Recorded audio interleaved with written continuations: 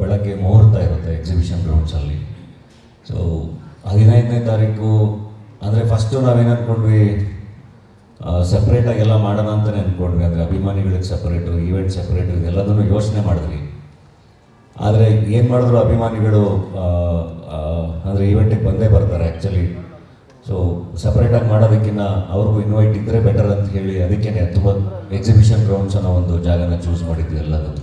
So ಹಾಗಾಗಿ ಎಲ್ರಿಗೂ ವ್ಯವಸ್ಥೆ ಇರುತ್ತೆ, ಅಭಿಮಾನಿಗಳಿಗೆ ಕೂಡ ವ್ಯವಸ್ಥೆ ಇರುತ್ತೆ, ಅವ್ರುಗಳಿಗೆ ಅಂತಲೇ ಒಂದು ಎಂಟ್ರಿ ಇರುತ್ತೆ, ಅವ್ರುಗಳು ಬಂದು ಆಶೀರ್ವಾದ ಮಾಡಿ ನೋಡಿಕೊಂಡು ಊಟ ಮಾಡ್ಕೊಂಡು ಹೋಗ್ಬೋದು. ಹಾಗೆ ಎಲ್ಲ ಥರ ವ್ಯವಸ್ಥೆ ಆಗಿದೆ, ರಿಸೆಪ್ಷನ್ ಮತ್ತು ಮುಹೂರ್ತಕ್ಕೆ ಎರಡಕ್ಕೂ.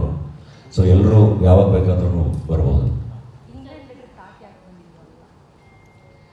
ಇನ್ಲ್ಯಾಂಡ್ ಲೆಟರ್ ಥಾಟು ಅದು ನಂದು ಇಡೀ ಅಂದರೆ ಮದುವೆ ಅಂತ ಬಂದಾಗ ಟು ಬಿ ಆನೆಸ್ಟ್ ನಾನು ಸಿಂಪಲಾಗಿ ಒಂದು ರಿಜಿಸ್ಟರ್ ಮ್ಯಾರೇಜ್ ಆಗೋಣ ಅಂತ ಇದ್ದಿದ್ದು, ಟು ಬಿ ವೆರಿ ಆನೆಸ್ಟ್. ಹಾಗೆ ಅದು ಥಾಟು ಶುರುವಾಗಿದ್ದು.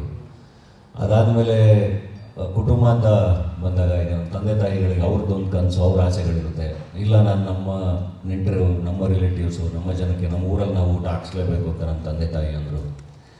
ಅದರ ನಂತರ ಅಭಿಮಾನಿಗಳು ಅಂದರೆ ಏನೇ ಮಾಡಿದ್ರು ಅವರಿಲ್ಲದೆ ಮಾಡೋಕ್ಕಾಗಲ್ಲ. ಸೊ ಅವ್ರಿಗೊಂದು ಕಾರ್ಯಕ್ರಮ ಮಾಡಬೇಕು, ಅವ್ರಿಗೆ ಮತ್ತೊಂದು ಊಟ ಹಾಕ್ಸ್ಬೇಕು.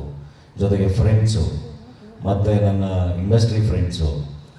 ಸೊ ಅದ್ರ ಜೊತೆಗೆ ನನಗೆ ಗೊತ್ತಿರುವಂಥ ಲೀಡರ್ಸ್ ಅಂದರೆ ಎಲ್ಲ ನಂದು ಬಳಗ ಒಂದು ಸ್ವಲ್ಪ ದೊಡ್ಡದು. ನನ್ನ US ಇಂದ ಫ್ರೆಂಡ್ಸ್ ಬರ್ತಿದ್ದಾರೆ, ದುಬೈಯಿಂದ ಫ್ರೆಂಡ್ಸ್ ಬರ್ತಿದ್ದಾರೆ, ಆಸ್ಟ್ರೇಲಿಯಿಂದ ಬರ್ತಿದ್ದಾರೆ. ಅಂದರೆ ನನ್ನ ಸ್ಕೂಲ್ ಫ್ರೆಂಡ್ಸಿಂದ ಹಿಡಿದು ಇದುವರೆಗೂ ಎಲ್ಲರೂ ನನ್ನ ಜೊತೆ ತುಂಬ ಚೆನ್ನಾಗಿ ಟಚ್ಚಲ್ಲಿದ್ದಾರೆ. ಸೊ ಆ ಬಳಗ ದೊಡ್ಡದು, ಮತ್ತು ಎಲ್ಲರಿಗೂ ಎಲ್ಲದನ್ನು ಸಪ್ರೇಟಾಗಿ ಮಾಡೋಕ್ಕಾಗಲ್ಲ. ಹಂಗಾಗಿ ಒಟ್ಟಿಗೆ ಮಾಡೋಣ ಅಂತ ಹೇಳಿ ಡಿಸೈಡ್ ಮಾಡಿ ಎಕ್ಸಿಬಿಷನ್ ಗ್ರೌಂಡ್ಸಲ್ಲಿ ಶುರು ಮಾಡಿದ್ದು.